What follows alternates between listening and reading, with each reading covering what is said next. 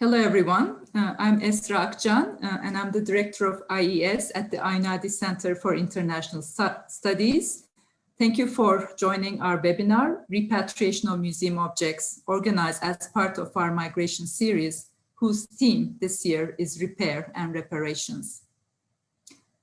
Less than 2 weeks ago, on October 7, 2020, France's National Assembly voted to pass a bill to return 27 colonial-era artifacts from French museums to Benin and Senegal. This vote comes 3 years after President Emmanuel Macron's promise in a packed amphitheater in November 2017 that he wants to see the conditions put in place so as to allow for the temporary or definitive restitution of African cultural heritage to Africa. While this promise and the bill in favor of restitution may become a chronological marker in the long struggles towards repatriation of museum objects, it would also be good to remember that there are 90,000 objects from sub-Saharan Africa in public museums in France, and the recent vote to return them concerns only 27 of them. It may also be good to note that in addition to France, the British Museum has 69,000 objects from sub-Saharan Africa.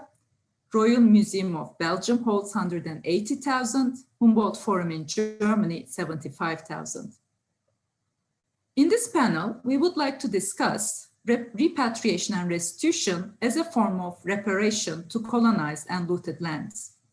What is the responsibility of museums to objects taken into their collections with violence or deceit during the colonial times or wars? What is the role of museum object repatriation in the recognition of colonial and military violence?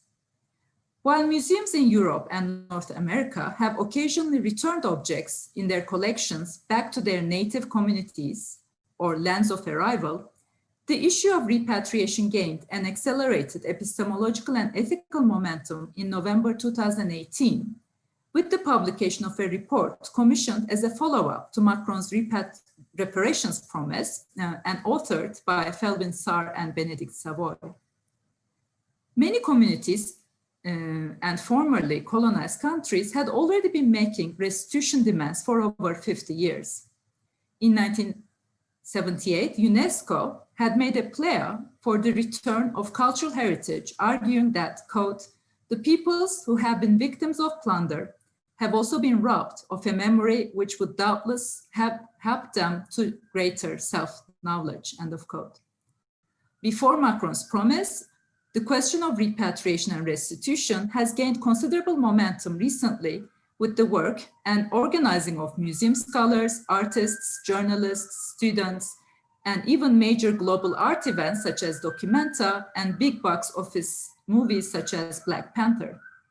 In Germany, 40 organizations recently wrote an open letter to Merkel to take repatriation more seriously. The German Lost Art Foundation, originally established to support investigations of Nazi looted art, decided to expand its mandate to include objects from former colonies. The repatriation discussions also exposed that most museum collections in Europe were initiated through violence, with cultural spoils acquired in wars, before the 1899 Hague Convention with respect to customs of war came into effect. To quote from Savoy's Sarr report, "destruction and collection are two sides of the same coin that lie at the history of the great museums of Europe."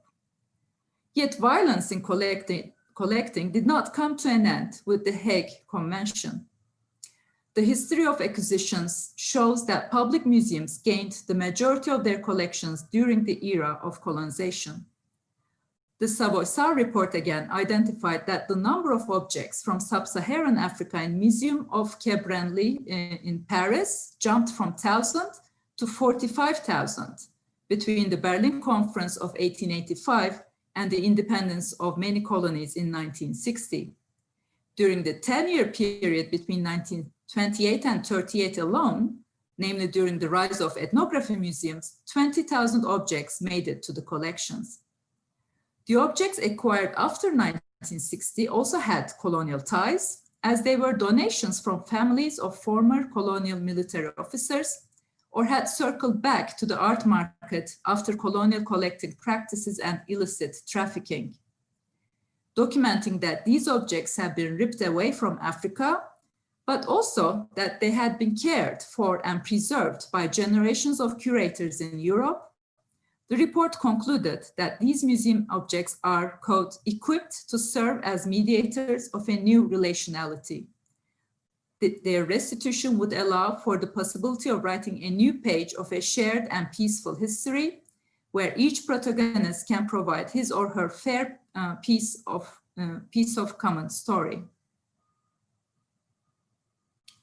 So even though we will be primarily discussing European collections in this webinar, it would be a remiss if I did not mention the repatriation debates in the United States, where this webinar is organized.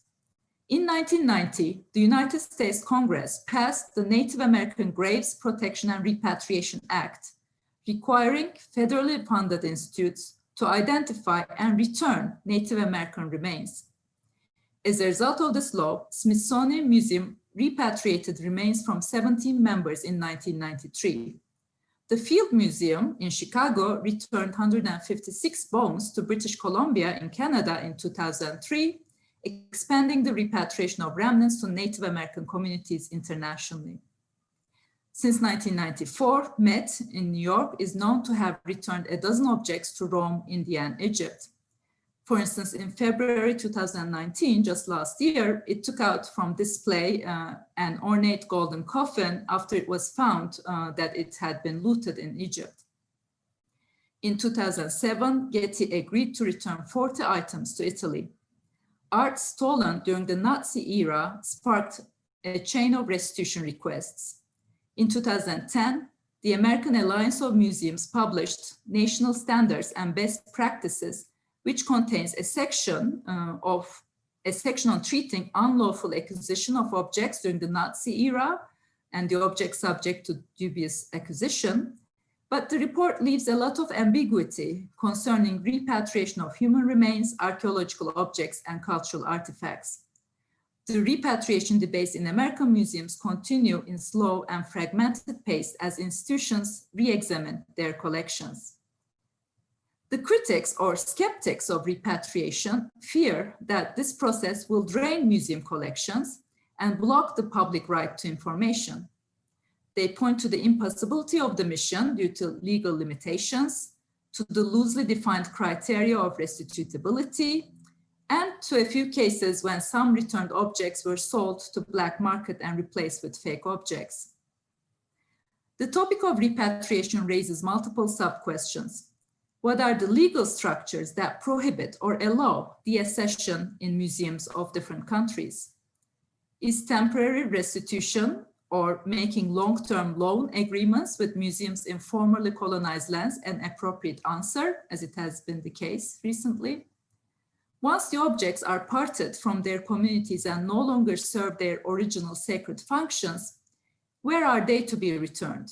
To the nation state that currently holds the land as its territory, to the descendants of the sacred community, or to another party? Are the current policies and international conventions sufficient? What determines how far back museums consider repatriation claims legitimate and why? Should museums get away with restitution demands for objects acquired before their countries ratified UNESCO conventions? How to secure the role of objects as artifacts of universal heritage, whose value is not necessarily tied to their location. And the recent repatriation debates seem to concern sub-Saharan Africa, but what about Middle East, North Africa, West Asia, or South Asia? What is the future of universal museums around the world? How to design exhibition spaces to display repatriated objects? So I'm very much looking forward to the presentations of our three speakers today on these and other questions, and I thank them very much for accepting my invitation. And before I introduce our first speaker, I would like to say a few words about the event series of which this panel is part. So the migration series of the Institute for European Studies has been continuing since fall 2017, and it brings together panels that conceptualize migration not only as that of people, but also of images, objects, ideas, technologies, and so on. Among other things, this series aims to understand the historical and contemporary relevance of migration and critically acknowledge Europe's role in the history of modernization and colonization, as well as its character as an immigrant continent. The panels we have so far organized in this series included academic freedom and exile, the arts of the immigrant continent, crossing the Mediterranean, necropolitics of extraction, family separation, and many, many more. The theme of our series this academic year is repair and reparations, and we have already organized the panel Hagia Sophia, Perspectives from Cultural Heritage, and the panel Beirut Reconstructions. All information and videos of the past panels are on our website, so please check our migrations series page. And let me also introduce the procedure for the discussion today, which I hope will allow our speakers sufficient time to share their reflections and our attendees to ask their questions. Each of our 3 speakers will make a 15-minute presentation. Upon the conclusion of these presentations, there will be a discussion and a Q&A when I will make a selection of questions submitted by the attendees. You will be able to submit your questions for this portion by writing them in the Q&A tool that you can find at the bottom of your screen. The more direct, short, and on topic your question is, the more it will have a chance to be selected. And given the large size of the attendees, please refrain from writing your reactions or impressions so that I can sort through the posts and questions efficiently. And we hope to conclude the panel in 2 hours. And now it gives me great pleasure to introduce our first speaker. Süleymane Beşir Diagne is a professor in the departments of French and philosophy and the director of Institute of African Studies at Columbia University. His most recent books are African Art as Philosophy, Senghor, Bergson, and the Idea of Negritude, The Ink of the Scholars, Reflections on Philosophy in Africa, Open to Reason, Muslim Philosophers in Conversation with Western Tradition, Postcolonial Bergson, In Search of Africas, Universalism and Decolonial Thought. Professor Diagne is an associate member of the Royal Academy of Belgium and a member of the American Academy of Arts and Sciences. Yes, the screen is yours. Thank you very much, Esra, and thank you for having me on this panel as a contributor to this wonderful series that you are directing. I'm very happy to be with colleagues and friends on this panel. I am going to center my presentation on the Savoie report that you mentioned in your introduction. And I'm doing so as one of the so-called critical friends of Felwine Sarr and Bénédicte Savoie. You know that in their report, they mentioned that they have consulted with people they call critical friends. I was one of those. It means that they discussed at different moments and stages of their inquiry, meetings, reflections, leading to a report of the book. And I was involved in the discussion as such, and also as a specialist of Senghor's philosophy of African art. You mentioned my book on African art as philosophy, and this is one point that they make. They insist that these objects having been taken from Africa were not just that, objects. They were actually carrying with them a whole philosophy, a whole philosophical meaning. So this is a way of complicating the notion of repatriation. And I'm happy that in your introduction, you insisted on the historical depth of this question of repatriation, because obviously the debate is taking place now following the speech of French President Emmanuel Macron in Ouagadougou 3 years ago, the report that followed, etc., etc. But this question is much, much older than the speech in Ouagadougou in November 2017. And you mentioned UNESCO, the work of UNESCO in the late 70s. This is very important, and I would like to come back to the quote that you just made by highlighting also the role played by another Senegalese intellectual than Fein Sarr, which is the then director of UNESCO, Amadou Mahtar Mbow. The directorship of Amadou Mahtar Mbow was very important in this question of repatriation that had been discussed within UNESCO. He made it really a personal combat, and you quoted part of the plea for the return of an irreplaceable cultural heritage to those who created it, as his speech was entitled then. I would like to continue the quote that you made by quoting another part of the speech, which is important. When Amadou Mahtar Mbow insists that, of course, people who have been victims of the plunder know, I quote, that art is for the world. And they are aware of the fact that this artwork, which tells the story of their past and shows what they really are, does not speak to them alone.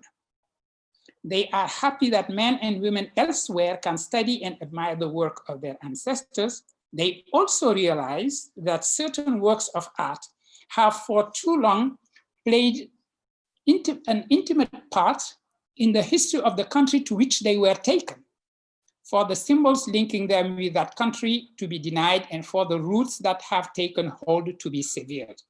This is a very important part of the speech made then by Amadou Mahtar Mbow, because it speaks to the second part of the report by Fein Sarr and Bénédicte Savoy, which is to say that repatriation is a stage that has to be followed by what they call a new relational ethics that is to be invented. I'll come back to that because I think it speaks to one of the questions that you want to raise on this panel, which is the question of the Universal Museum. So the question is not just some form of zero-sum game where you take objects from one place and transfer them to another place. In other words, they are not proposing that we empty museums in the West to take the objects to museums in Africa. Now, you have mentioned the new developments that happened very recently. I come back to those. So 3 years after the November 2017 Ouagadougou speech, this past October, as you mentioned, French National Assembly has voted. It is interesting to see that they voted unanimously. 49 yeses to 0 no for the return to Senegal of a sword, and 26 objects known as Béhanzin treasury to Benin. It is important to say what these objects are. The object returned to Senegal is a sword that was owned by a warrior who opposed the French colonialism, El Hadj Oumar Tall. And when he was defeated, the French army that defeated him took spoils of war, among them elements of his library, his personal library, and this sword. So the sword has been returned. It's the same thing with the Béhanzin treasury of Benin. Béhanzin was the last king of the Abomey kingdom of present-day Benin. And when he was defeated again, everything in his palace was taken. And these 26 objects are those spoils of war. So what France has returned is spoils of war, which is probably easier because in this case, history has perfectly documented that these were spoils of war. It might be more complicated for other objects. How did they get there? What is their origin, etc., etc. So the sword actually was already in Dakar. It has been officially restituted by the then Prime Minister of France, Edouard Philippe, on November 2019. Now, the new thing is that there is a law, and objects have been restituted to Benin by this law. The law is not yet fully in place because it needs to go to Senate before the end of the year. And then 1 year after that, France would have to comply with the new law. But it can be expected that the Senate would be okay with this, because actually the decision that has been made just to make sure that you can say, okay, the president gave his word, now here it is. So they really wanted to vote the law for these 27 objects, which is again easy to return. So still, we should not ignore the good side of this. The good news is that a breach has happened in the sacrosanct principle of inalienability. That is important. And the bad news is it is just a breach. The current Minister of Culture, Madame Bachelot, made the precision concerning what we might call the R words. She said officially, this is not repentance, and this is not reparation. It is, she added, a new chapter in the cultural relationship between France and Africa. And the law, it has been repeated, is strictly for these specific 27 objects. And this has drawn protest from the current president of Benin, by the way, President Talon of Benin. He said, we want a general law. And a general law is exactly what would correspond to Macron's words, because in his speech, he said literally that objects of art, African objects, should not be exhibited only in Paris, but also in Dakar, in Lagos, in Cotonou. So when you say that, you are not talking about 27 spoils of war. And he spoke also of the patrimoine africain in French in general, that is African heritage in general, and not just 27 objects. Now, another recent development also I want to mention, the activism of something we might call neo-Pan-Africanism. As people who have followed this know that 5 such activists have been recently arrested in Paris. Their spokesperson is named Mwazulu Diabanza. These 5 people, just to recall the story for those who haven't necessarily followed it, they bought tickets to go into a museum of Quai Branly. They harangued the public. Then they snatched from its basement a Sarah funerary post, which is originally from Chad.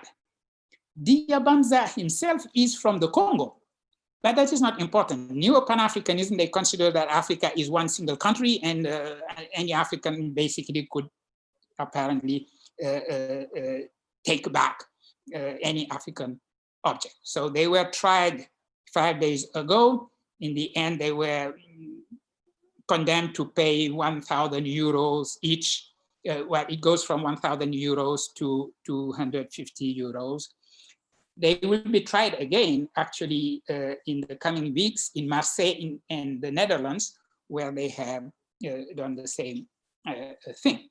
So one question is, what is going to happen with this activism around the question of repatriation? And another interesting question, I say that the object that has been snatched in Musée du Quai Branly was from Chad. Did Chad ask for the return of this object? That is an important question, and this would be the second part of my presentation. Now, I want to concentrate about the states, the African states themselves, not the activists or the French side of this. That is what actually the SAR and Savoie said after they made an inventory of these 90,000 objects. They said that they should be returned to the African states that would ask for them. Now, why the states? You raised the question. And this question actually has two sides to it. It has been used by people who opposed the very notion of any kind of repatriation. They did not want to hear the word repatriation. So they were saying, oh, well, if we have to return this object, whom should we return it to?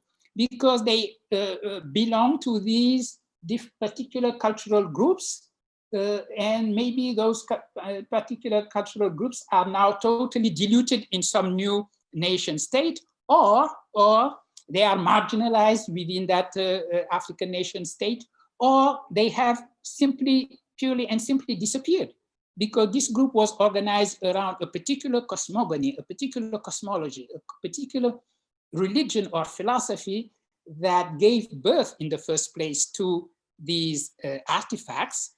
So maybe now they are Christian and they do not share that cosmogony anymore, or maybe they are Muslim, and for them it is even more horrible, because Muslims would be presented as these people who are ready to bury or to burn all these objects, etc., etc.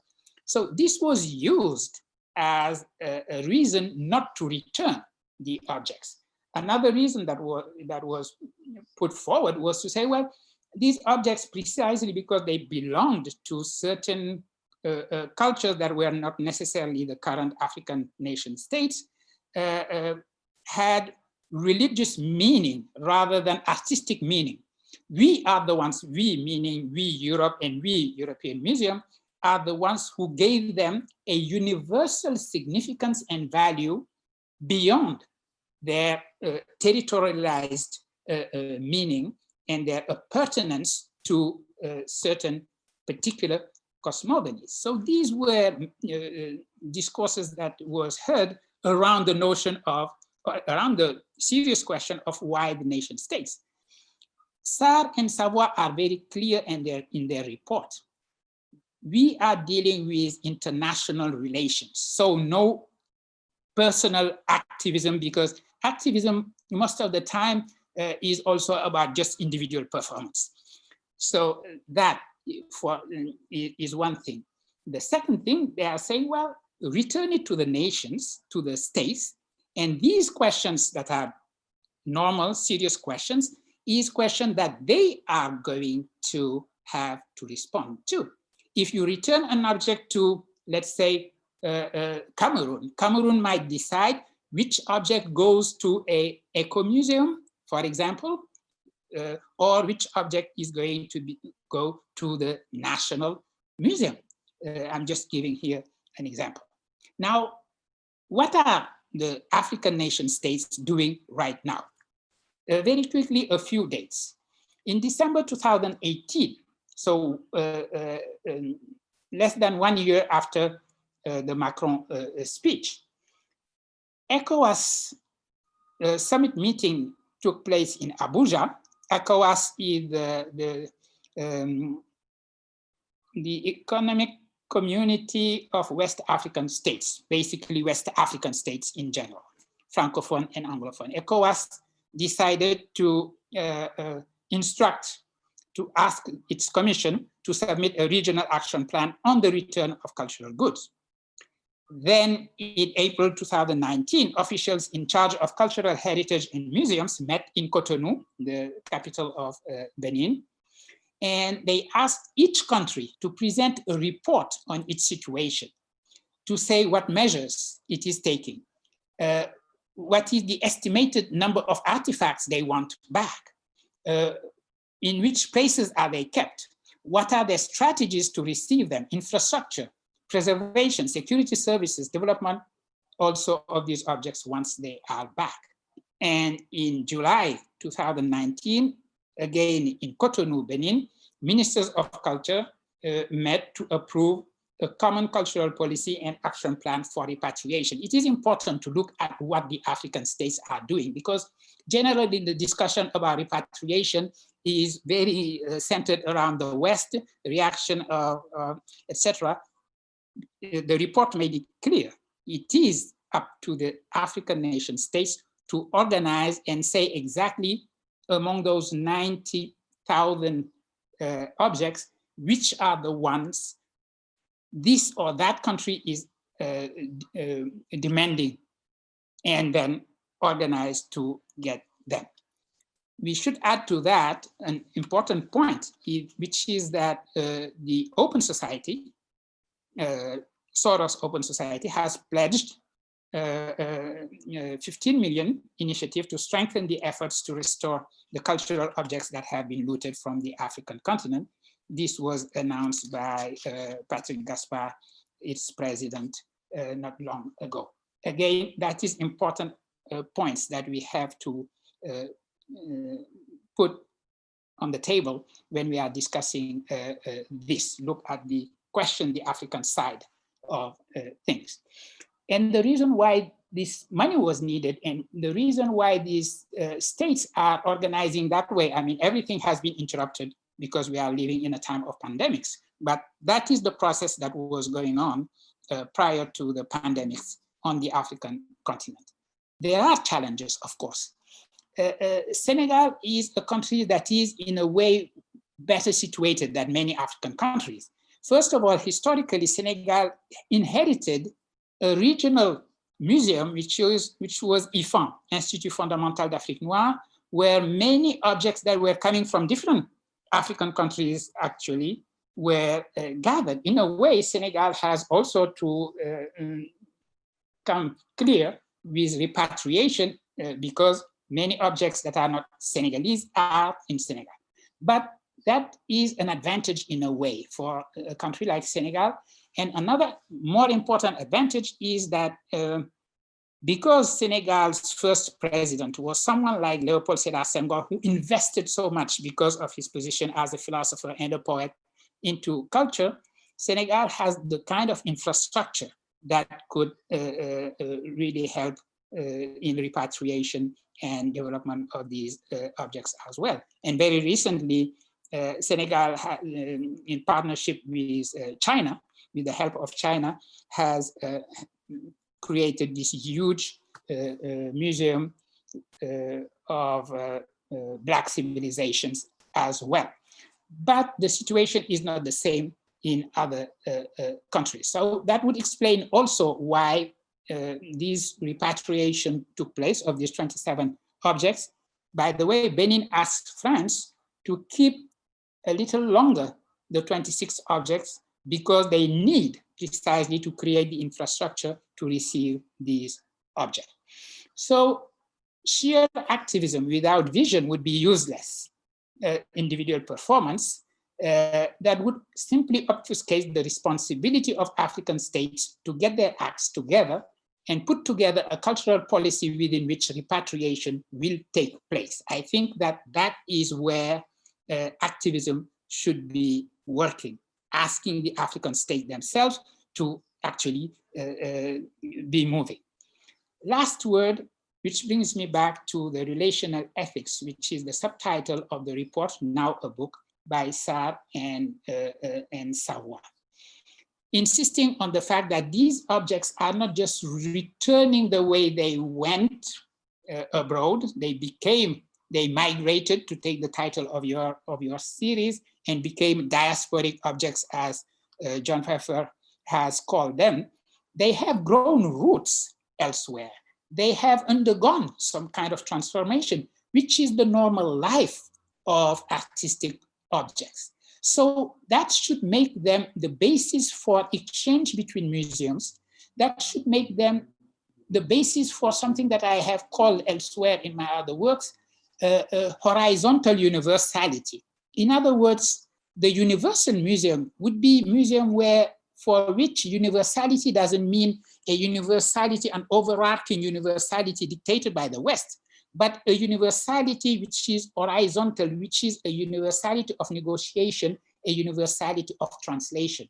To just give a concrete example, I think that the wonderful recent exhibition put together by the Metropolitan Museum under the leadership of my good friend Alisa Lagama is an example of something that could be done.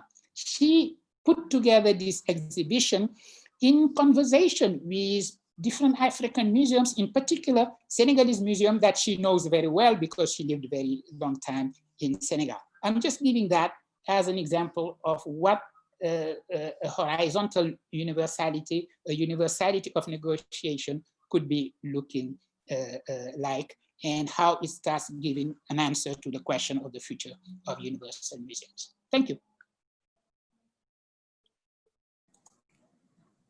Thank you so much, Slimane, for this excellent presentation.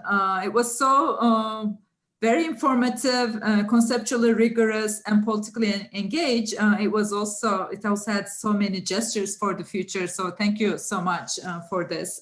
So let's move on to our next speaker. Our next speaker is Jonathan Fein. He's the head of the Ethnological Museum of the State Museums of Berlin, a post he has held since January 2020. Before assuming this position, he was the curator for the collections from West Africa, Cameroon, and Namibia. And he was speaker of the museum's working group on the provenance research. Jonathan received his PhD from Princeton University, where he focused on royal art from Western Cameroon in the 19th and 20th centuries.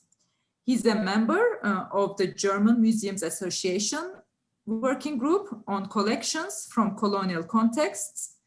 And he's also an author of the association's guidelines on the care of collections from colonial contexts. Jonathan? Yes, thank you. It's an incredible pleasure to be here this evening. I'd like to thank Ezra and the team from Cornell for inviting me to take part in this discussion.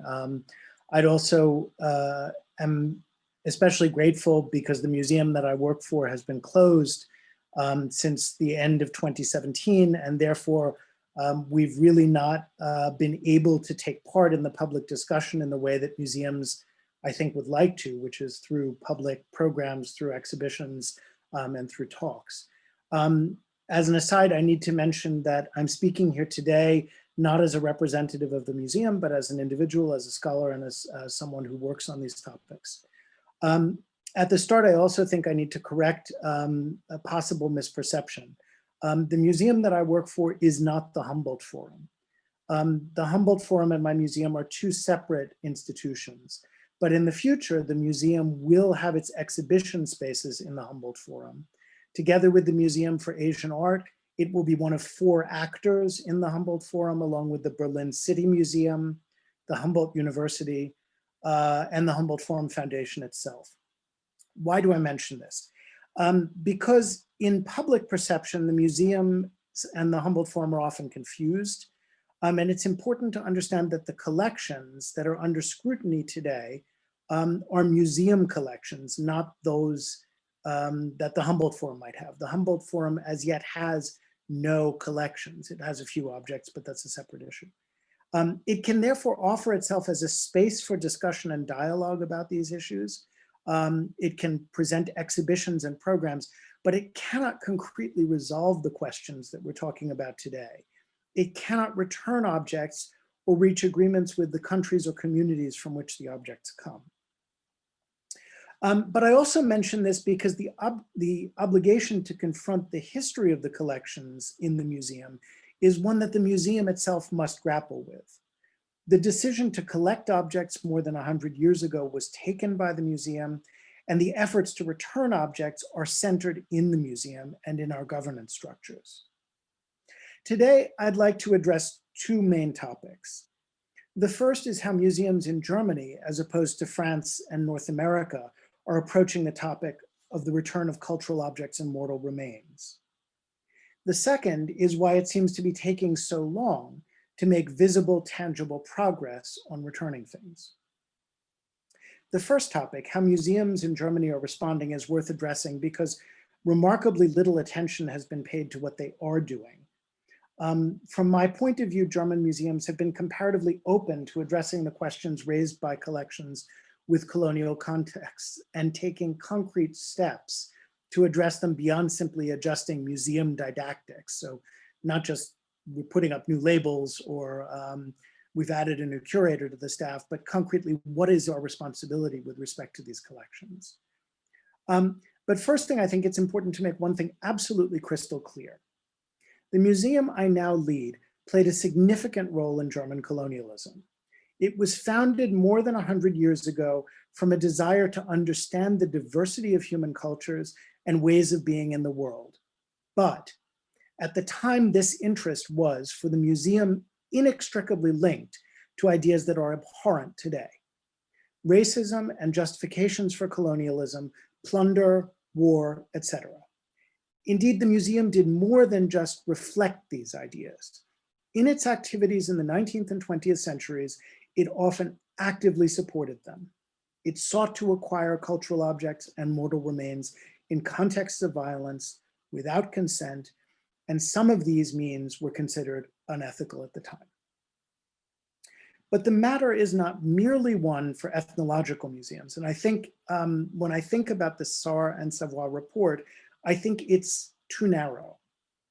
I had the privilege, as you mentioned, of being part of the German Museums Association working group on collections from colonial contexts, which began developing guidelines in 2015 for objects from colonial contexts.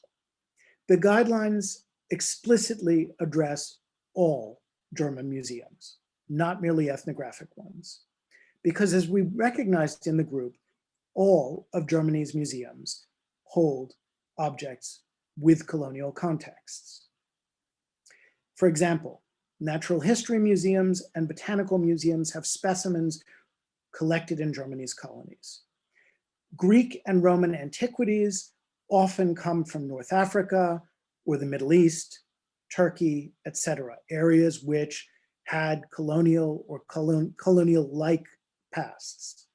Art museums have things that not only may have been made in colonial contexts, but can reflect different kinds of colonial ideas, ideologies, and senses of the world.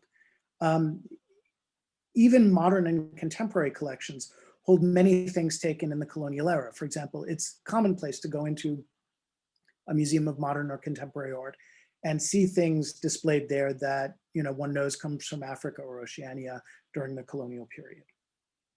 But this does not tell us how German museums are approaching the question of what to do with these collections.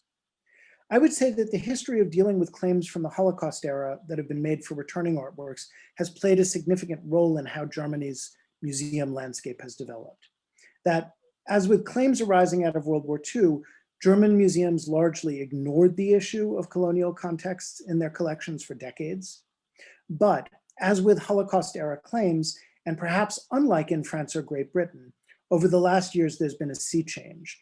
And there is, if I may be so hopeful, a willingness to confront the past. At the moment, there are two documents that are the basis for what German museums are doing. The first is guidance issued by the Museums Association that I've already mentioned. The second is a paper that sets out the common position of the federal government and the ministers of culture of the individual states that make up the German Federal Republic. The German Museums Association guidelines were cautious in discussing returns. They acknowledged that under current German law, there's almost never a clear-cut enforceable right to have objects returned based on a colonial context. The guidelines instead suggested that museums consider returning objects when the circumstances of acquisition appear wrong from today's point of view. And also, if an object is of special religious, spiritual, or cultural value, and it has maintained that significance today, or possibly even regained it. That is, the two criteria are if the object's acquisition is wrong according to our today's ethical standards, leaving open to question whose standards, whose values, and whose interests those are. And is the object especially important? Reading between the lines, culturally important objects that were acquired ethically might not be appropriate for return, and unimportant objects, that were acquired unethically would likewise also not be candidates for return. The paper of the Ministers of Culture from March 2019, which expresses the policy that will guide most museums in Germany today, because most museums are state institutions, is a complex document. It's very short, but it sets out concrete goals. The first is transparency for museum documentation about their own collections and intensive digitization of the collections so that no matter where you are in the world, what's in the museum can be seen, recognized, and potentially claimed. Second, it pushed forward the idea of provenance research, particularly post-colonial provenance research, as a basis for decision-making about collections. Third, it placed dialogue with countries and communities of origin as the central point around which these decisions must be made, and said that museums must enter that dialogue with a willingness to return cultural objects and mortal remains. And it set out some criteria for the return of objects. The first is mortal remains are to be returned, period. The second is cultural heritage preservation institutions, museums, archives, etc., are called upon independently and proactively to identify collection items for which they believe return is justified, even without a request for return being made. Third, it states that returns should only take place in agreement with the countries or communities of origin. And fourth, it appeared to suggest a substantive standard for what might justify returns. And that is if the acquisition of objects is legally and or ethically no longer justifiable today. There's a lot to say about this paper. However, the first and I think the most central point is that the guidance it provides is fairly abstract. Ethics and morals evolve. They're also open to different interpretations. Taken literally, museum acquisitions that can neither legally nor ethically be justified today at all, that category, probably does not embrace all the kinds of objects or the number of objects that the ministers had in mind when they set out this goal. The paper also seems to take a substantial step back from the second criterion discussed by the Museums Association, that is, the cultural and or spiritual importance of some objects. What if the acquisition of an object was, by today's standards, ethical and legal, but it is of overwhelming cultural importance for the country, community, or persons from whom it was taken?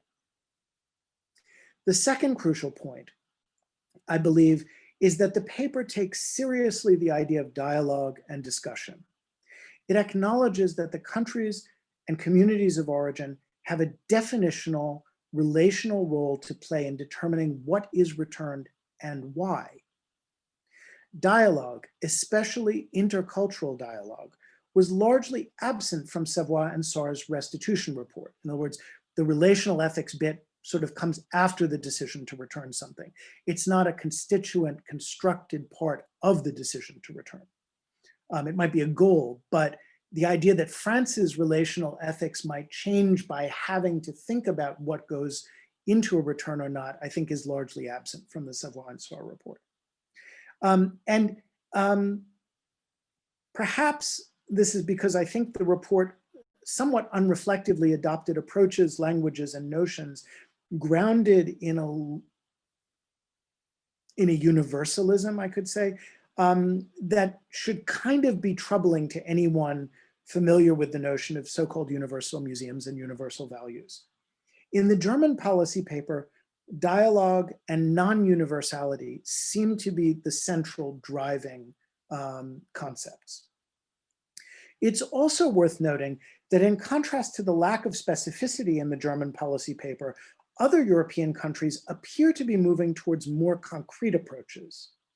In other words, the discussion that we're talking about today isn't just something that's taking place in France. It's also not something that's taking place in Germany. It's something that's taking place in most European countries on some level. It's also engaging countries around the world and communities around the world that are not just in Africa, but communities in Oceania, in Asia, in North America, and South America. A policy proposal submitted only a few days ago to the Dutch government specifically addressed the special responsibility that Dutch institutions have for Dutch colonialism, and it stated that the Netherlands should unconditionally return cultural objects if requested when the objects were acquired without the consent of their previous owners or stewards if they were taken from former Dutch colonies. That is, former Dutch colony requests return of an object, the object was taken without the consent of its owners, game over, the object should go back. If the acquisition was not involuntary, objects might be returned based, broadly speaking, on their importance weighed against other relevant factors to reach a reasonable and equitable result. The report acknowledged that returning objects acquired from the colonies of other states, in other words, non-Dutch colonies, was also possible, but would also be subject to a kind of balancing of interests. So now I'd like to turn to the second topic, which is why things seem to be taking so long, when what we have on paper appears to be something that sets out the considerations and public policies that should be guiding German museums in returning cultural objects. But the public perception is that very little has been returned. And looking to France, which was widely touted as path-breaking, to date, nothing really has yet been returned. And the 26 odd objects from the Republic of Benin, which are central objects for the Republic, I need to sort of state very briefly that the Republic of Benin is not the former historical Kingdom of Benin, which is located in Edo State of Nigeria. So when we're talking about returns to Benin of the 26 objects from France, they are not Benin bronzes. I think Suleiman made that point very clear, but I just want to come back to it.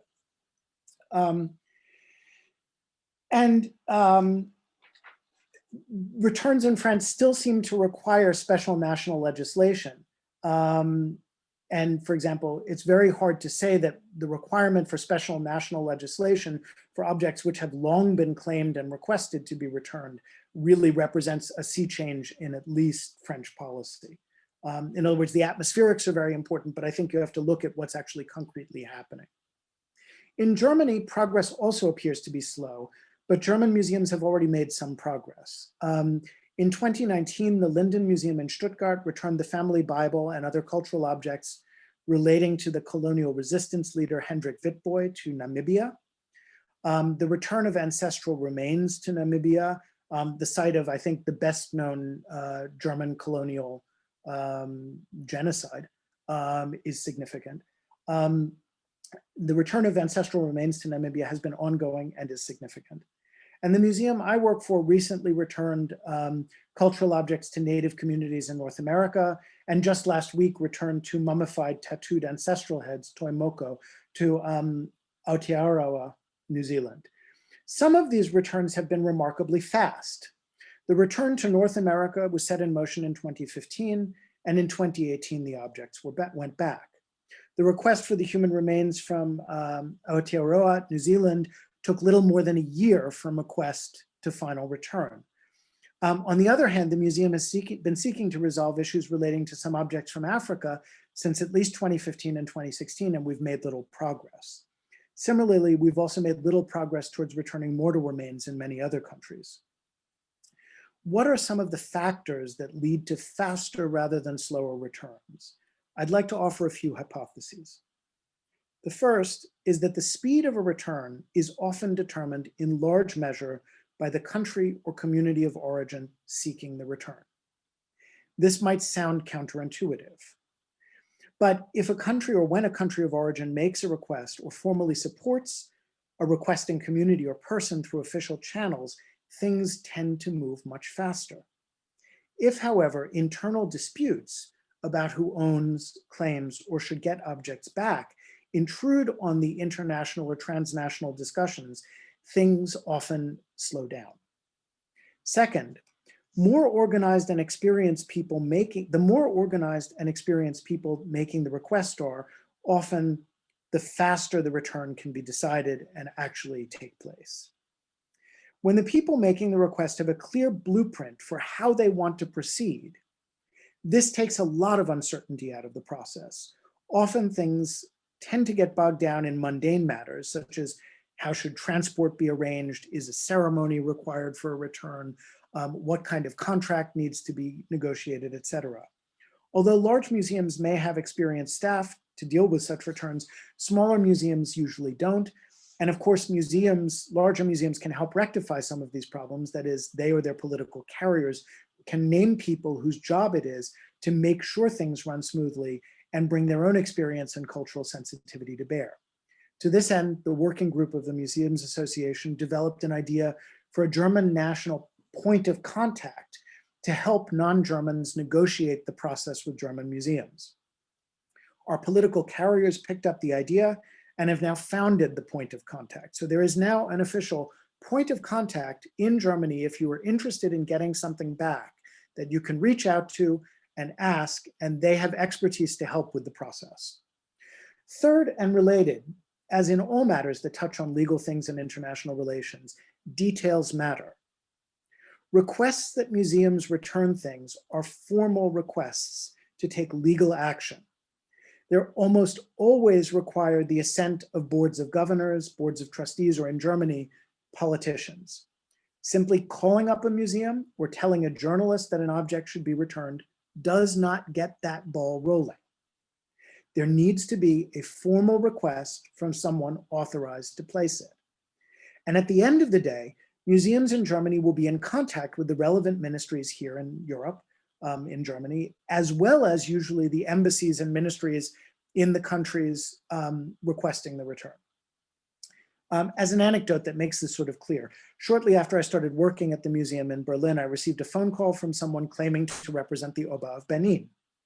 He told me he'd come by the museum and wished to have a number of plaques packed up and handed over to him.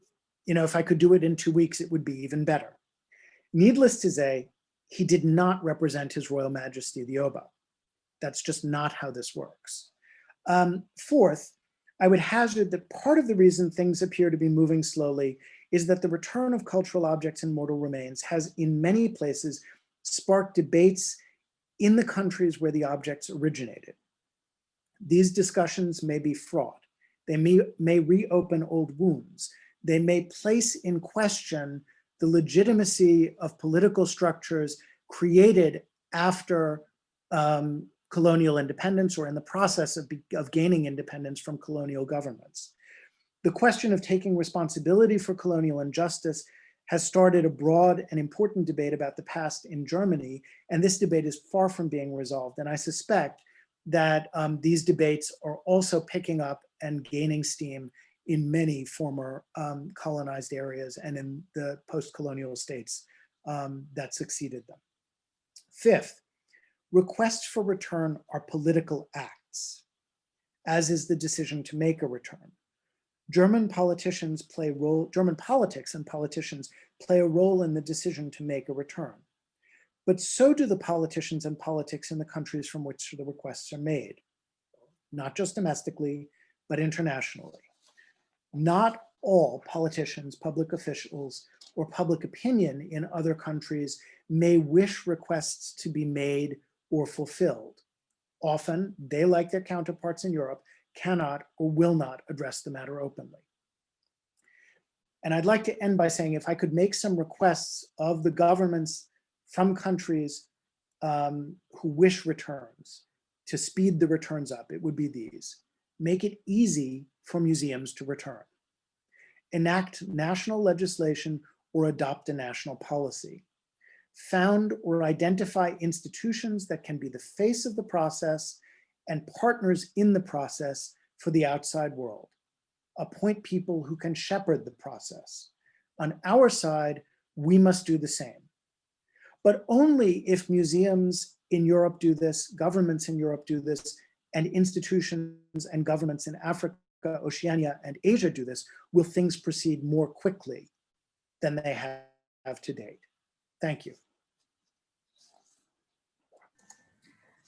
Thank you very much, Jonathan, for giving us this very deep account about what's happening in Germany, which, as you say, is lesser known given the attention on France at the moment.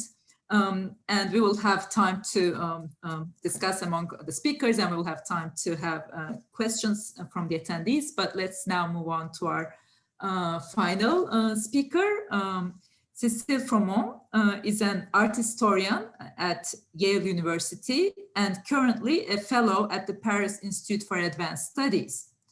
Her writings explore the circulation of people, objects, motifs, and ideas between Africa, Europe, and the Americas between 1500 and 1800. A central concern of her research and teaching is to outline the long shadow that the early modern period has cast over our own times. She's the author of The Art of Conversion, Christian Visual Culture in the Kingdom of Congo, and the editor of Afro-Catholic Festivals in the Americas, Performance, Representation, and the Making of Black Atlantic Tradition. Her latest essay, Paper, Ink, Vodun, and Inquisition, Tracing Power, Slavery, and Witchcraft in the Early Modern Portuguese Atlantic, appeared in the Journal of the American Academy of Religion in 2020. Cecile, the screen is yours. Hello, thank you very much. Let's see, I will share my screen. Thank you to Ezra for your invitation to be here, and to everybody in the Institute for making my participation possible. So let's begin. And perhaps not surprisingly, I will be a lot less practical than Jonathan, and maybe less theoretical than Suleiman. And as you are, I'm here to listen to them too. But I took the invitation from Ezra to talk specifically on the issue of repatriation from the perspective of my own research. And so I'm happy today to speak specifically as a historian of African and visual material culture in the early modern period, so from between 1500 to 1850, roughly. And I hope that this kind of large, broad view on the debate will be helpful to our conversation. And I tend to think of it as kind of an antidote against cynicism in the debate and bad faith. So what I will do tonight is tell you 4 very short stories followed by 4 reflections.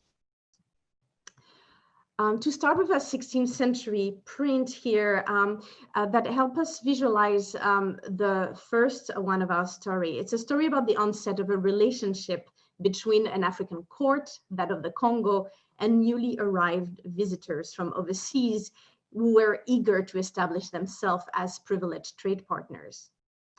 It is not a completely fanciful European image. It is actually in synthesis of the story of the Congo's encounter with Portugal from its own perspective. So it's a perspective of the Congo about its visual material and religious encounter with Europe. In fact, this print gives us a Congo version of the happenings, with large ships brought to the Congo, bringing to the Congo myriad new objects, from shiny metal shields and helmets, weapons, and of course, colorful textiles. The African man to the far right of the image observes and directs carpenters building the central church pitch roof. Another Congo man in front of him, wearing a raffia wrapper, plants a pillar to advance the construction, illustrating a key episode in the conversion story of the Congo to Catholicism, in which the nobilities themselves set off to build Christian temples with their own bare hands. Behind the Portuguese soldiers on the other side to the bottom left, a group of Congo men receive instructions from a friar using the typically Franciscan visual methods of catechization that the friars honed for their overseas missions. The relaxed pose of the African men here and the African women confidently makes them look less like humble catechumens and more like curious viewers, confidently observing and assessing the altarpieces and liturgical paraphernalia that the foreign ritual practitioners had brought with them. And we know that goods of luxurious materials and spectacular workmanship, that is to say artworks, traveled in the early modern period with Iberian explorers and missionaries as gift from their kings, so from Europe to the rest of the world. A striking example from 1561, for instance, documents how Portuguese Jesuits brought to the Southern African kingdom of Monomatopa, that is in Mozambique today, about an Echeomo feather painting, almost certainly made in Mexico. The object does not survive, or maybe it just hasn't been identified yet, but it likely resembled this object representing the Mass of St. Gregory that Mexican artists created in 1539 for Pope Paul III. The visual and the material, kings and clerics alike understood, were key to long-distance cross-cultural dialogue. The 15th and 16th century Portuguese visits to Central Africa, where the Congo was, marked an early moment in the emergence of the Congo's engagement with worldly goods, as well as the simultaneous rise in interest from Europeans in Central African artworks. This is our second story. Early gifts sent from the Congo to Portugal captivated Portuguese viewers.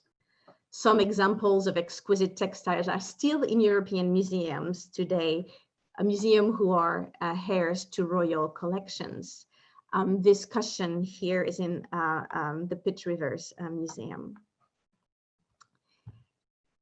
A carpet reminiscent of these Central African textiles, an example of which we've just seen, features in the 1515 Annunciation panel painting on the screen that is hailed as one of the masterworks of Portuguese art. The precious African import is juxtaposed to the precious blue pigment of the Virgin's robes. Now, here is the thing. Artists and artisans in Lisbon also produced mats made of vegetal materials at the time, and it is possible that the carpet in the painting depicted such a local production, inspired perhaps in its designs by the imported luxury cloth from Central Africa that had made such an impression at court. In the late 17th century still, a Frenchman who had traveled to both Congo and Portugal noted the resemblance between the two types of objects.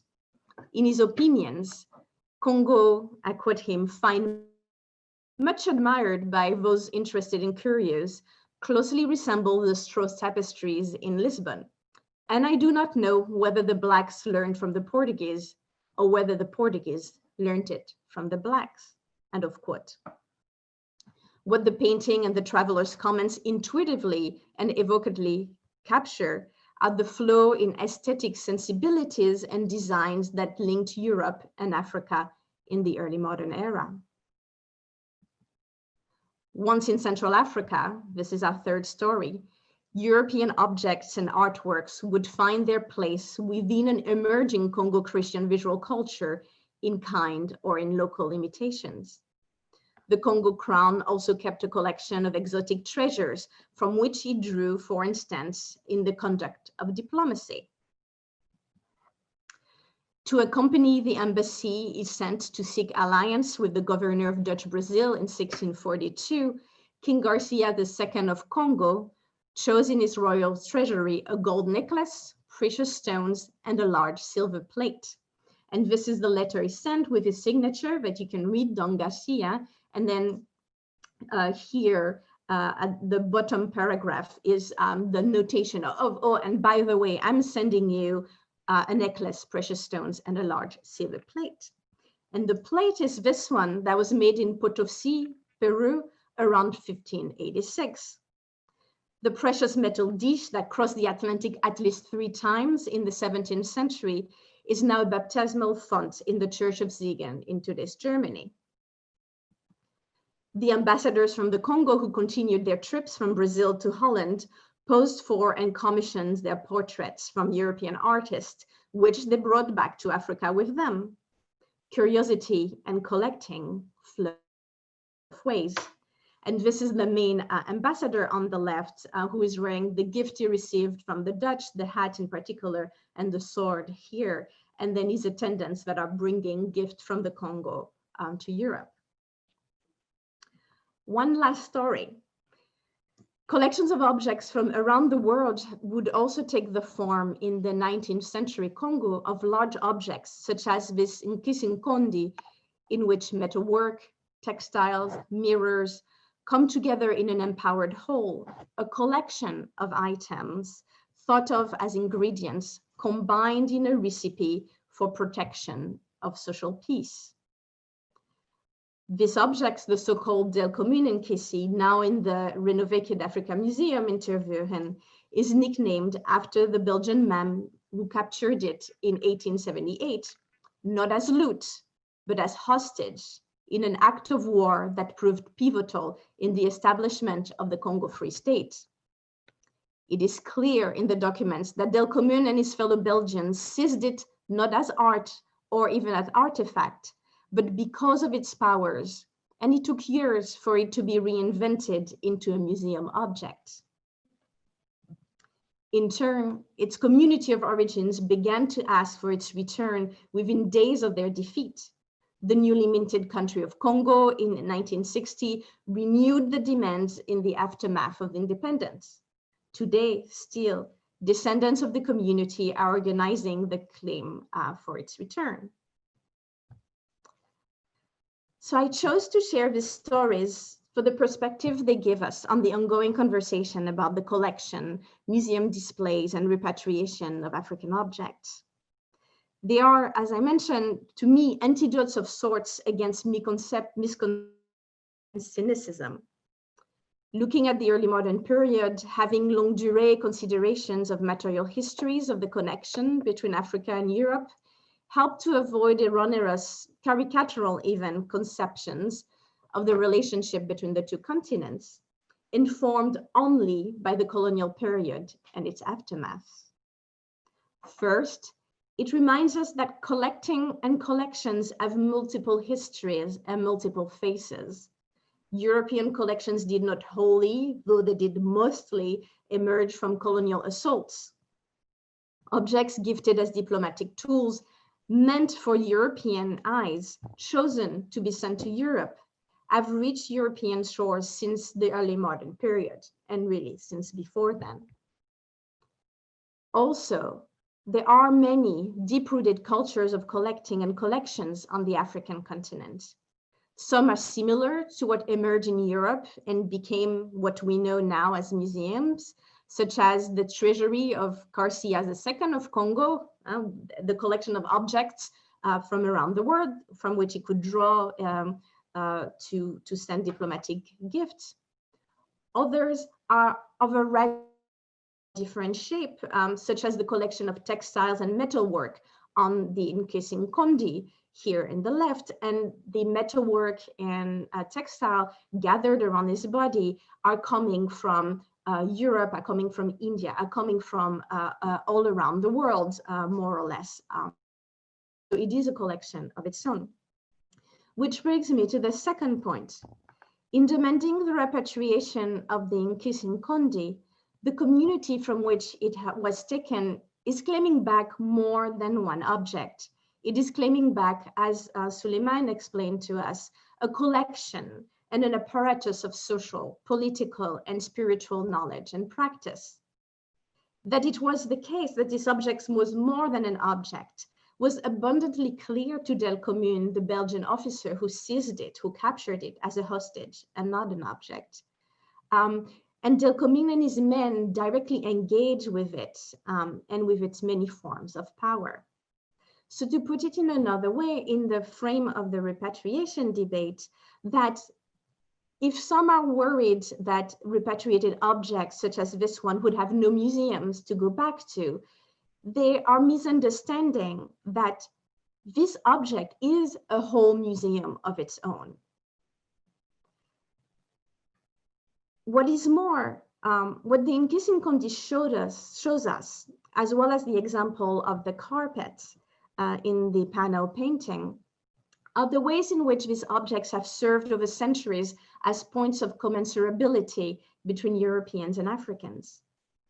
The carpet shows us a fluid aesthetic and perhaps technological consideration that the circulation of textiles between Congo and Portugal created. The circulation is in sharp contrast to the stasis, unidirectional movement, unilateral hierarchies, and categorizations that have come from the colonial construction of European collections of African material and their current configurations.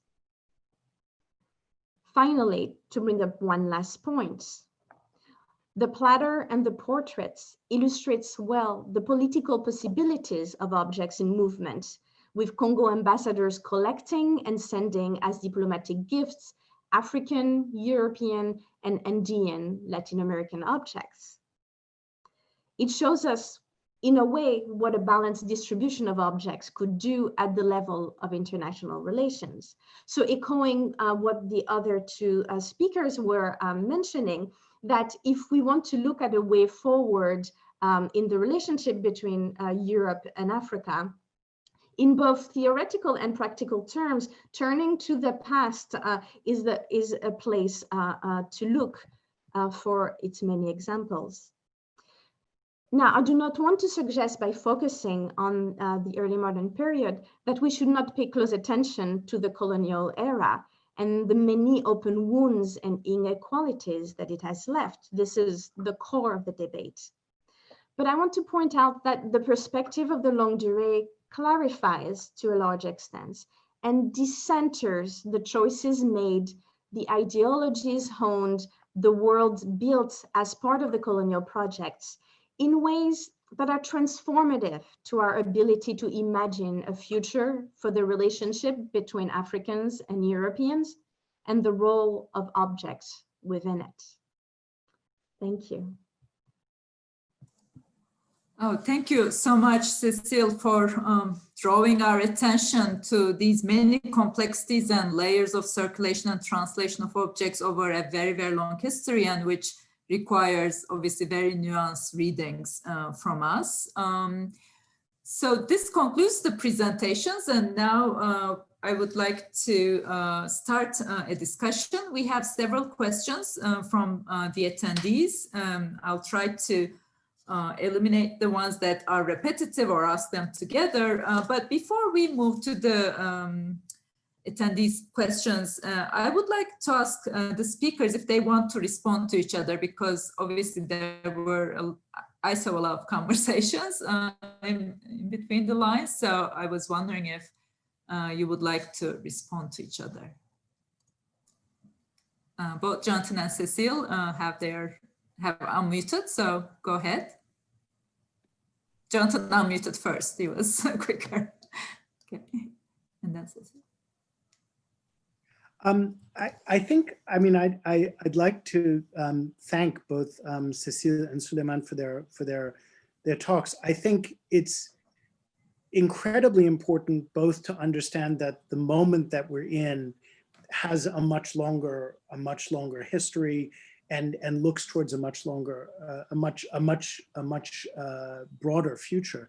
And I think it's absolutely crucial to shift the focus from discussions that are happening in Europe and North America to discussions that are happening in Oceania, in Asia, and in Africa. And that seems to get lost in most of the press coverage about these debates, which is kind of an ever more intense, inward-looking discussion about the obligations that Europeans have or North Americans have to engage with these questions, and much less about what our colleagues, our friends, and in some sense, maybe people who want nothing to do with us in other parts of the world are thinking about these issues. So for me, it's an incredibly important focus that both Suleiman and Cécile have brought to that. I, of course, have to speak from inside a European institution, and so what I tend to talk about tends to be focused on that, but it doesn't mean that that's primarily what interests me, actually. So. Yeah, thank you, Jonathan. I think it's so important to have the practical view on things, because it's so clarifying to all the dissertations that one can make about the topic.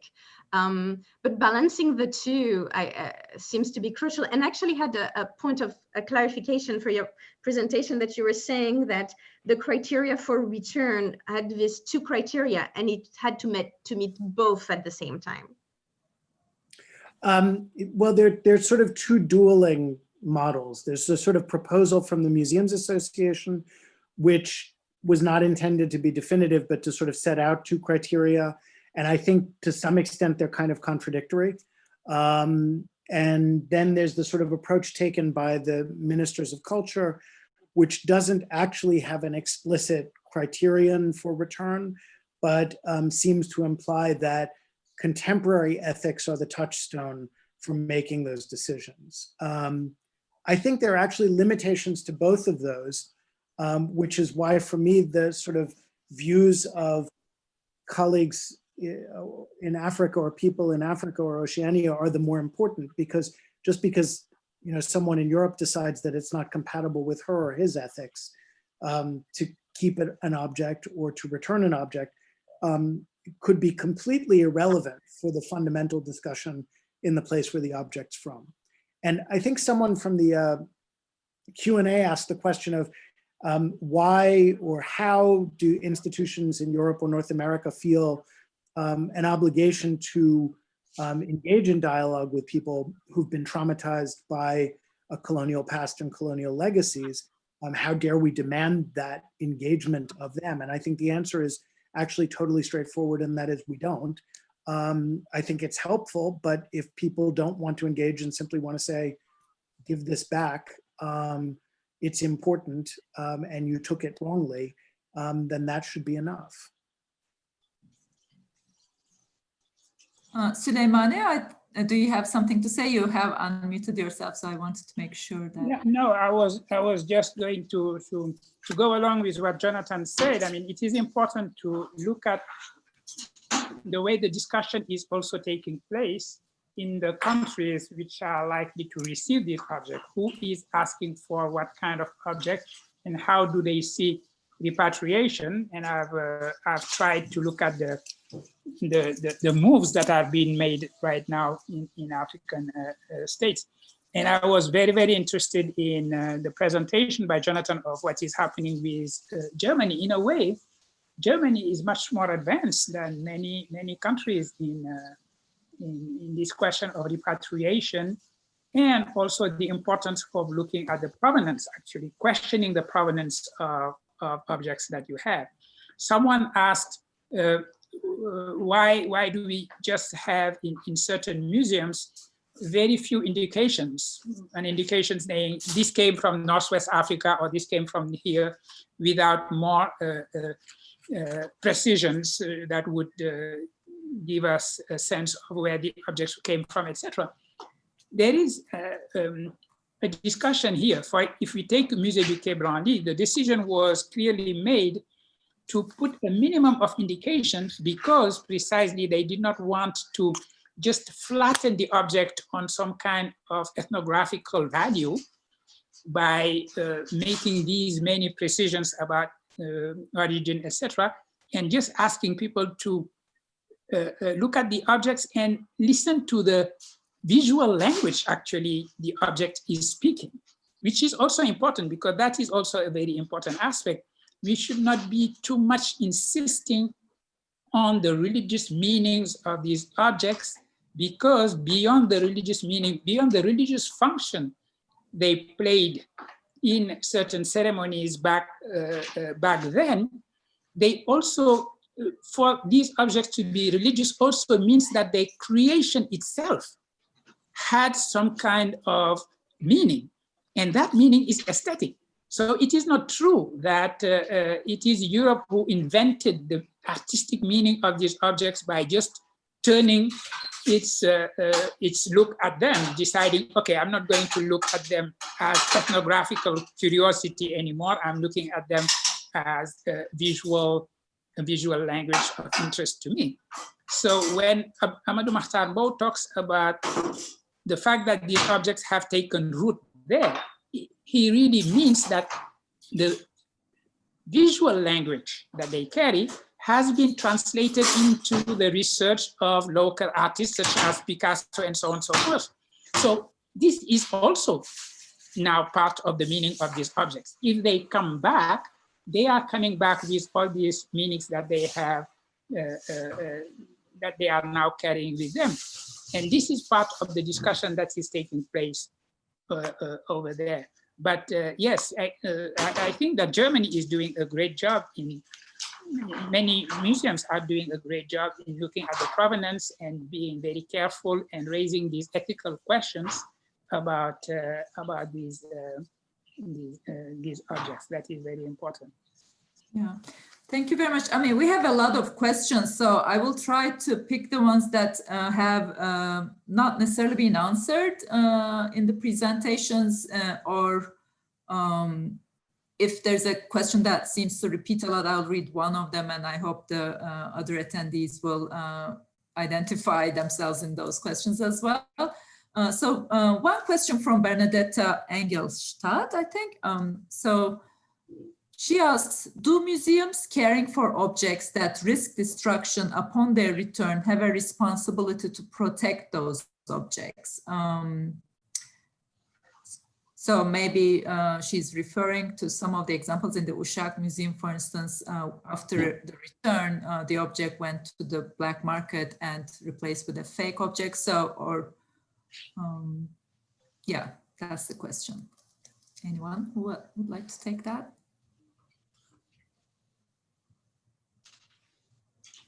Well, if I may, it's true that at one point there were objects that were taken back to the Congo and then were found in the black market. That is one thing. Now, if by destruction one thinks that in these countries, I mean, they might not want the objects and they might set them on fire, I don't see who would be doing that, who would be destroying them. And this is why looking at what African states are doing now is important as well. When ECOWAS asks every single country to put in place a real policy of repatriation, that's also what they have in mind. What are you asking for? What are you demanding? What kind of artifacts exactly do you want to see returned? And so this is a basis for discussion. And what do you have as an infrastructure to protect them, et cetera, et cetera. What should be clear is that the idea of a director of a museum in the North having the responsibility of deciding to which country he is going to return it to, and is it going to be safe with you, is just preposterous. Who are they to be the ones who decide about that? These are relationships between states. And this is why I think UNESCO should be coming back into the game, by the way. Because if UNESCO says it's not safe to return an object to a country because of this, they are in war, etc., it makes sense. It is not up to any kind of a civil servant who happens to have been nominated as a director of a museum to decide about a whole country. Because we have to be precise. If we say, oh, are they in danger in these countries? Well, these countries have names. Which of the 54 African states are you talking about when you say they are in danger? So when you say that, then you start being practical and pragmatic, and abstract questions such as the risk of destruction become very concrete questions. Who would be destroying them? In which country would they be in danger? Why would they be in danger? Maybe the infrastructure to receive them are not there, which can happen. I mean, Benin very wisely said, okay, you decided to return these 26 objects, but please keep them another 18 months because I need to be prepared. Although, by the way, Benin had already had these objects on a loan, and it was very successful. They were themselves surprised that so many people came to see these objects, and this is why there was a very formal and firm demand for their return also. Anyone, Jonathan? I think the notion of returning objects, putting them in danger is something from a kind of previous phase of the debate that took place maybe 10 or 15 years ago, where the sort of directors or sort of people behind the concept of universal museums were arguing that only universal museums at the highest international standards available in London or New York were going to take care of things appropriately. And I think there are a number of reasons why, aside from the ideological baggage of that claim, very few people that I know are really taking that as a serious consideration. The first is that many of these objects came from the places where we're asking to return them. So, I mean, you know, Benin bronzes did just fine in Benin for hundreds and hundreds of years. Benin ivories did just fine in Benin for hundreds and hundreds of years. And actually there's some evidence that it was only after they came to the global north that many of the ivory pieces sustained really documentable damage,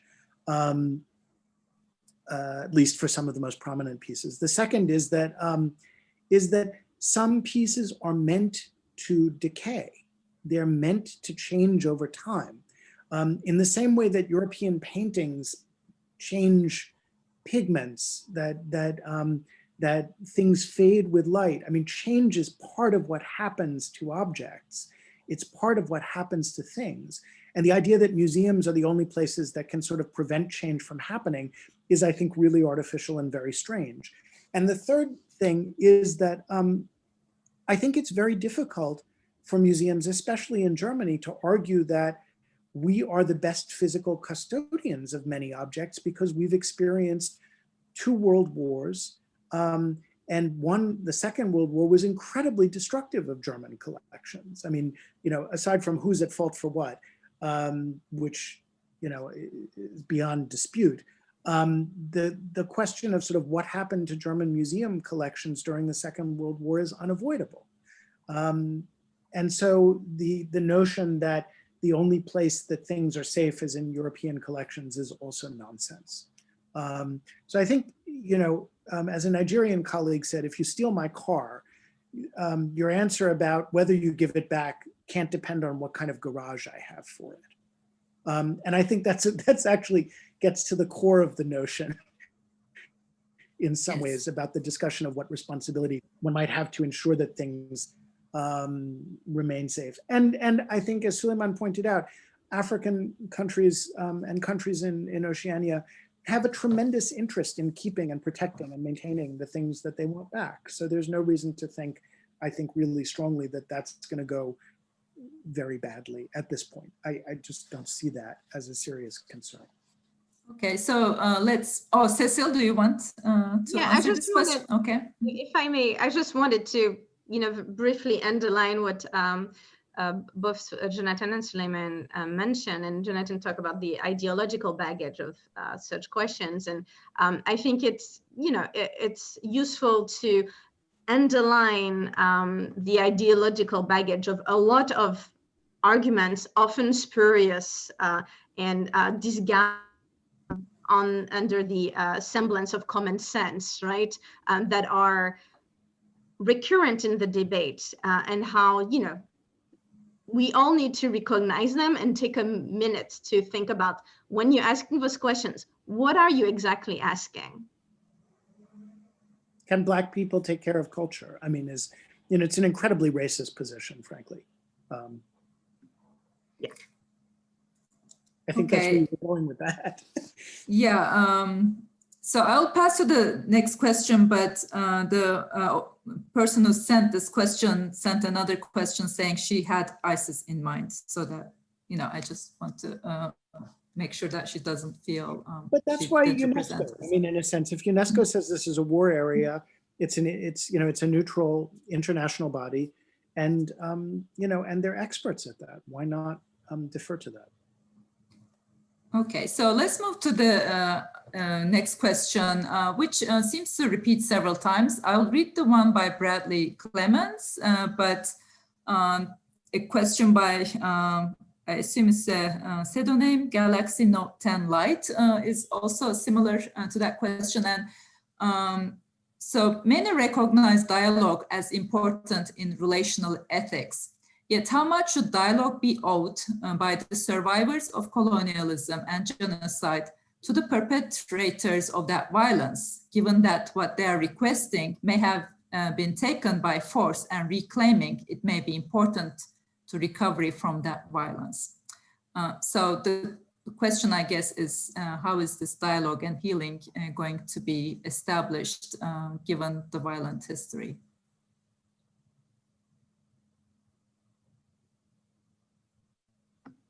I can try to answer from my perspective. And it's a perspective that perhaps is rendered easier by taking the long view. And that's why I think it can be very useful to look at the debate and look also at the possibilities for that intercultural dialogue beyond a framework of colonialism, anti-colonialism, post-colonialism. Not because it's not important, it is absolutely crucial, but because if we are to reinvent a relationship that is truly moving forward and not kind of rehearse the same asymmetries, even by resisting and by denouncing them, I find it useful to, look back at the moment of the early modern period when these asymmetries did not exist in this sense, and possibilities were being negotiated. And the question of trauma and the possibilities it shuts because of the danger of rehearsing trauma as having a conversation is absolutely central here. But there are ways in which decentering these areas of trauma creates space, in my view, for a conversation that can be healing, although it's not necessarily aimed directly or specifically at healing. It's aimed at moving in another direction or recreating a kind that have escaped, that are in a way fugitive to that history of violence and trauma. Anyone else? Okay, so maybe I may move to another question. Since we have a lot of questions, it might be good to answer quickly in a speedy way. So there are two questions that are about practical dimensions, but I think they lead us to thinking more internationally about this rather than museums in France, state museums in Germany, and so on and so forth. So one question is by Rebecca's sample. She says, we are a small university art gallery in Canada. We have decided to repatriate a mummy that had been donated to us in the 70s, but where do we start? Are there to-go institutions that can support this work? I guess the issues that they don't know which country even to go to. And another question by Fotus Tergios, who asked if there should be a more combined European effort. Do you believe that Europe should follow a common path about the repatriation of museum objects rather than France and Germany separately and Belgium separately? Jonathan? I think I'll take the first question first, and that is one of the things we did in the German Museums Association was say that smaller museums can try and rely on the expertise of larger museums. So as a small museum in Canada, I would probably, in your case, get in touch with the Royal Ontario Museum and see if there's someone there who can help you identify the object and possible identifications of it, and then sort of suggest who you might want to get in touch with from the countries of origin. In terms of the second, whether there's a common European policy that we should be pursuing, at this point, I think no. And I'll say why. I think what we've seen in at least the three different sort of national backgrounds that I sketched very briefly. Suleiman spoke much more eloquently about the French context. I spoke a little bit about the German context and very little bit about the Dutch context, is that the countries are sort of moving at different rates in different directions to grapple with the same kinds of core questions. And I feel as though at this moment in the discussion, to clamp down and say, we need to come to one unified answer is too early. And I would say that the diversity of collections and contexts from which they were acquired is too broad to say that an answer that works for Francophone Africa also works for South America, or that an answer that works for the Caribbean might also work for Oceania. I think it's too early to say that now. I think we need to get more experience. We need to get more concrete returns under our belt. And And then we need to sort of take stock in a few years and see what seems to be working and what seems not to be working before we move towards a common European policy. I think it's also easy for common European policies to get hijacked by the political priorities of the countries that are promoting them, and we should be quite suspicious of that. Anyone else? Yes, Süleymane? Yes, I totally agree with what Jonathan is saying. We have to have in mind the fact that probably the thinking in France is, let's try to close this parenthesis as quickly as possible. It is because the president promised something. We have done something with these 27 objects, but once the Macron speech was given, the cultural officials, let's say in general, were very quick to point out that, to make the precision that only certain African states were concerned. And so they put a figure on that, saying that these were the countries where I think the figure was 90% of their heritage is out right now, which doesn't really make sense, because that heritage has continued being, actually, you kept having creativity and innovation in Africa. People kept producing objects. So to say that, okay, we make an exception for these countries because they have been deprived of 90% of their heritage, that heritage is not a kind of petrified stock.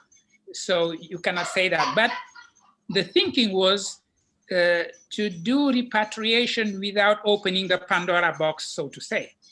So it would be impossible, I believe, at this point to just say that European countries are going to sit down together and try to have a common policy, because many of them do not want to have the conversation anyway. This is the case for the UK. I mean, when the British Museum made it clear that this discussion is not happening for them in the first place. So I don't think this is going to happen.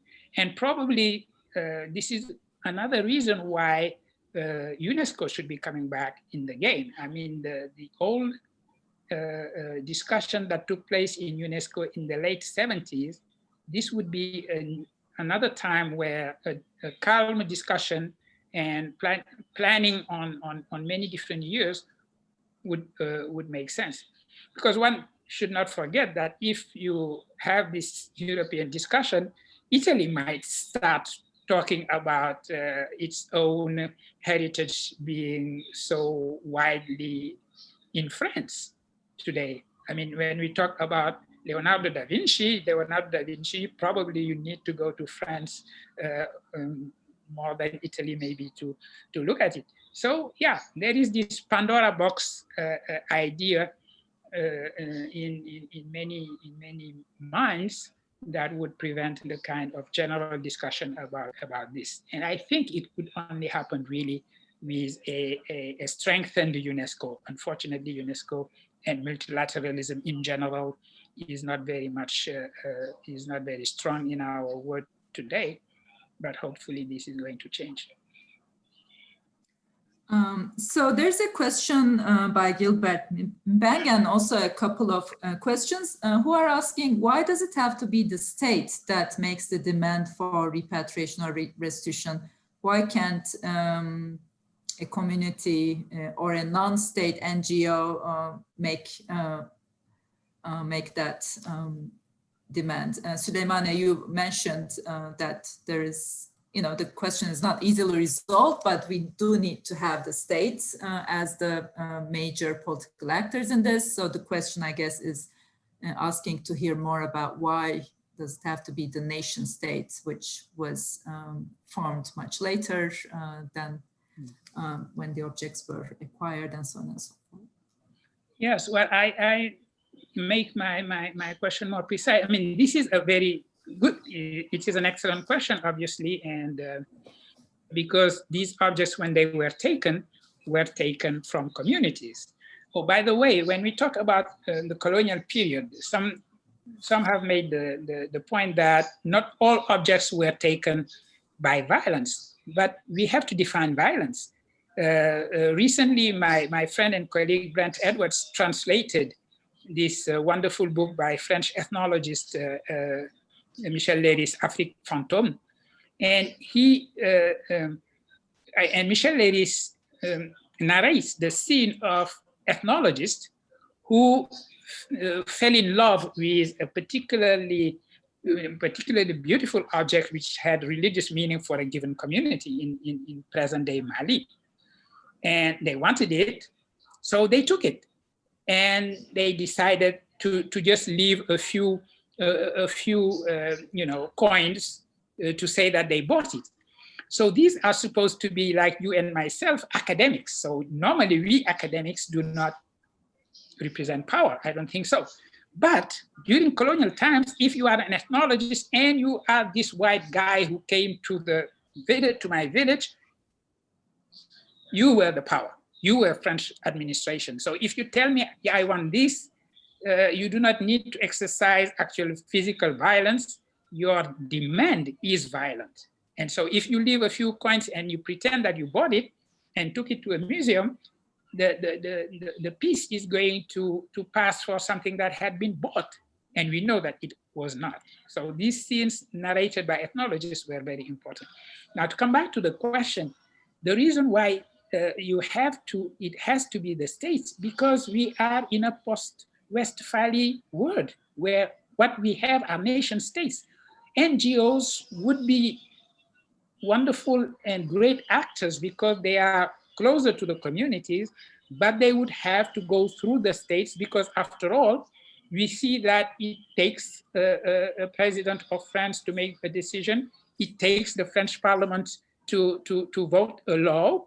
So you have to be in international relationship, and international relationship doesn't say inter-communities, it says international. So that is the way to go. And it is now the responsibility of the nation states to treat these objects the way they should be treated. In other words, if they have been taken from this given community in present-day Mali, it is the responsibility indeed of the Malian state to make sure that that community, which has been violated, treated in that way, who might be still traumatized by the loss of that object. Maybe that object still has the kind of meaning it had for them when it was taken. It is up to them, I believe, in negotiation with the NGO, who would be, vigilant and make sure that things are done the way they would be doing. I think that is the only practical way to go. But the underlying notion that the communities are the primary owners of these objects and should be the primary beneficiaries is well taken, and that is the way to go, I believe. I think to strengthen the point, it helps to turn it around a little bit. I was having a conversation with some colleagues from West Africa 2 weeks ago, and in another context, there were some students and a representative of one of the West African governments responsible for museums and monuments was there. And one of the students asked, because we kept talking about communities, how dare you, person from museum in Europe, decide that you can go around our government and start negotiating with our communities? That's not your job. That's not your business. And I had to very quickly correct and say, we're not, that's not our policy. We don't go around the government to negotiate these things. On the other hand, I think it's also worth noting that the return that we made to the Native American communities in Alaska was a return that was initiated by the community itself. The point is that these things aren't either or in many cases. In many cases, returns don't start because a government or a state makes a demand. It often there's contact between members of a community or scholars from a community or scholars working in a community that takes place on many different levels simultaneously. And that's what I was trying to get at with my point about what can speed things up. What speeds things up is when communities, the governments, and the people working in them, the NGOs, are speaking with one voice and moving in one direction. What slows things down is when they're speaking in different directions or with different interests. And so it's important to remember that we are in a post-Westphalian world. That's absolutely correct. And so the state has to get involved at some point and will get involved, because no institution in Germany is going to return something to a country in Africa against the wishes of its government, and vice versa. But it doesn't mean that this is an entirely state-to-state process in which communities, NGOs, and scholars and activists play no role, quite the contrary. Thank you. So there's a question about the digitalization by Alexis Dorman. He asks, do you believe that some institutions excuse their continued ownership of certain objects by digitalizing and prioritizing the sharing of information about the object on the internet? No. I think that's very straightforward. I mean, I'm sure there may be someone out there who's deciding that if they digitize something, they won't have to send it back. But on the other hand, digitizing something and putting the information out there is a precondition for people to make requests for return. It's that straightforward. If you don't put it out there, if you keep it in closed inventories, if there are never pictures of it, no one ever knows what's there and no one can ever ask for it back. So you're saying digitalization actually helps the repatriation project rather than... Absolutely. The first thing we did when we started examining the collection from Namibia in my museum is we went through and we tried to find every object that was from Namibia or possibly from Namibia. And we were talking with Namibian colleagues and we decided we're putting it all online, even if we're not sure if the information's correct, because the only way that we'll ever get feedback and people telling us whether it's correct and requests for return or requests for loans or anything, engagement about this collection, is if we put the information out there. Transparency is a precondition for what we've been talking about this evening. I don't know of anyone who seriously thinks that digital repatriation is the end of the game and that will somehow stop them from having to return an object. Cecile? I would like to add something maybe that's going in a slightly different direction with that issue, which is the ways in which the digitalization is not only an instrument for the communities of origins, but it also can be one of among many tools to spur kind of a more complete debate within the civil societies in Europe about what is it that we're talking about, because it is all very, can be very abstract, and it's there is a real stake in the public discourse about, building a common memory of exactly what happened that made these objects come in their current locations. What are these objects? Why are they significant? And the more tools that we have to terms and to teach about it, it is a benefit on both sides, and it is one of these spaces of where commensurability can be established, in which we are sure that we're talking about the same thing and everybody can learn from it together. And not in a Care Bear sort of way, in actual, really important, in an important way. Yeah, we are almost over time.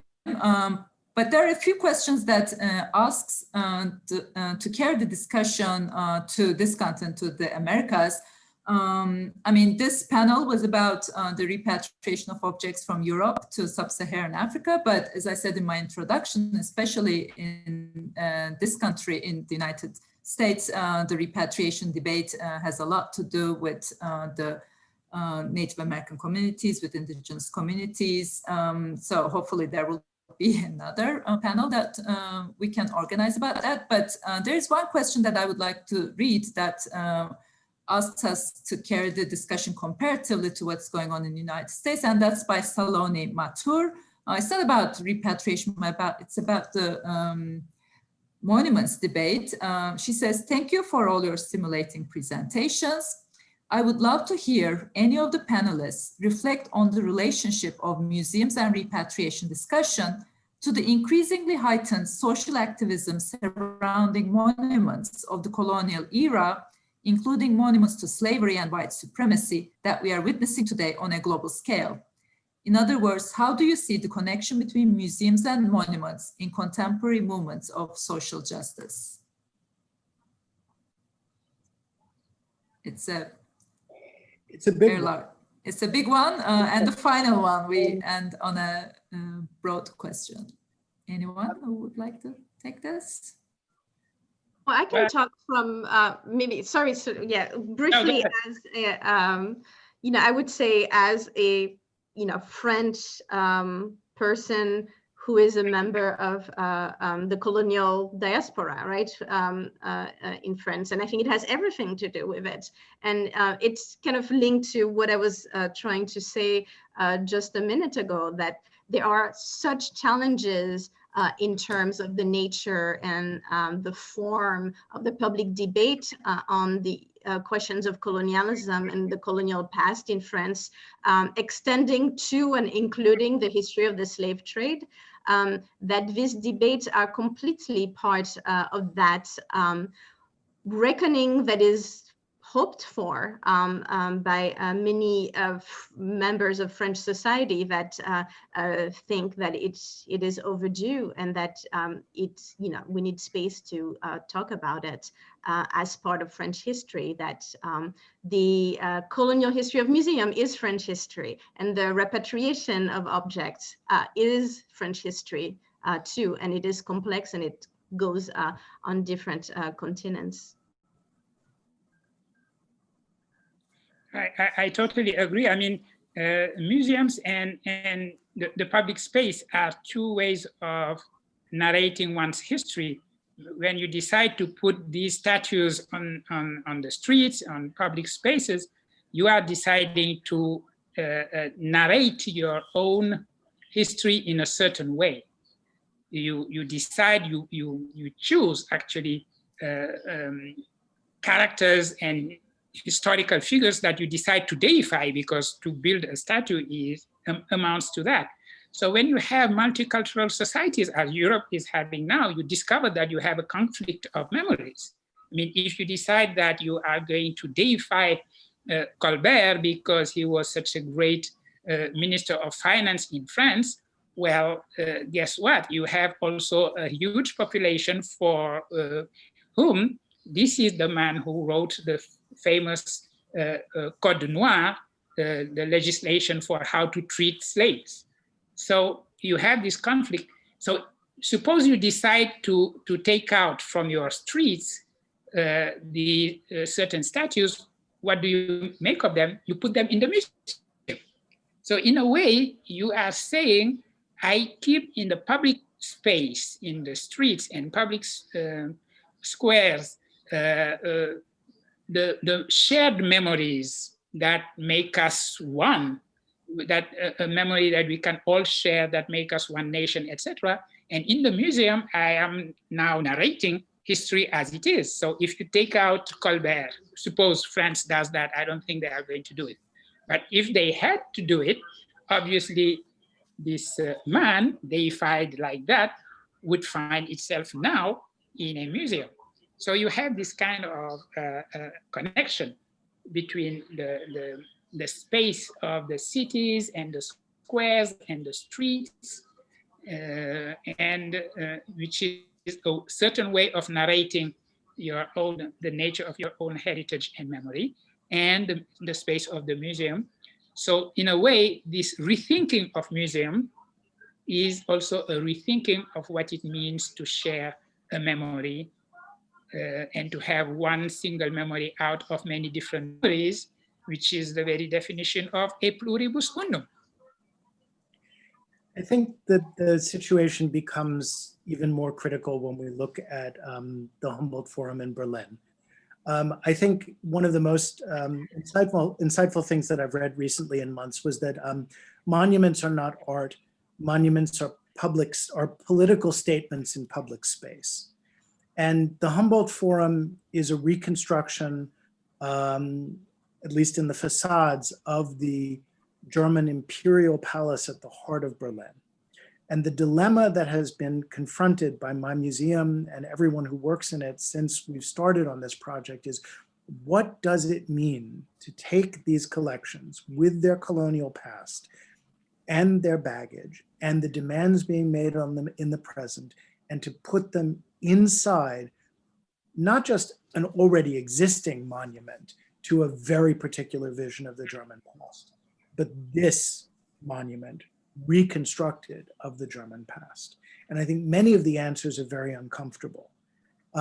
Nonetheless, I think if there is some hope in the project, it is in moving in the direction of the new ICOM definition of museums, museums less as places where things are exhibited and more as platforms within which critical dialogue takes place. And the hope of the Humboldt Forum is less in the shape of its outside, I think, and more in the dedication of the people in my museum and in the Humboldt Forum and in the activists who are criticizing it and in the scholars who have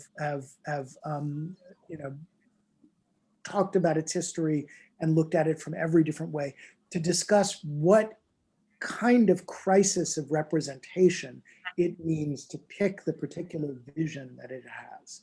So I think we need to take very seriously our obligation as scholars, as institutions in the public eye, and as institutions with a public mission to have that debate openly, fearlessly, and critically. Okay, so we are over our time. We had about 70 questions, so it was impossible for us to go over all of them, but we have taken a note of all the questions, and we will distribute all the questions to the speakers. So if you address a question particularly to the speaker, they will get it on email, let me say that. And I would like to thank you all very much for these wonderful presentations, and all the attendees and all the people who asked the questions. I really enjoyed our panel a lot and learned a lot. And I am also realizing that this debate will have a very, very long future, and hopefully an inspiring one. So thank you very much. This concludes our webinar. Thank you so much, everyone. Thank you. Thank you. Thank you.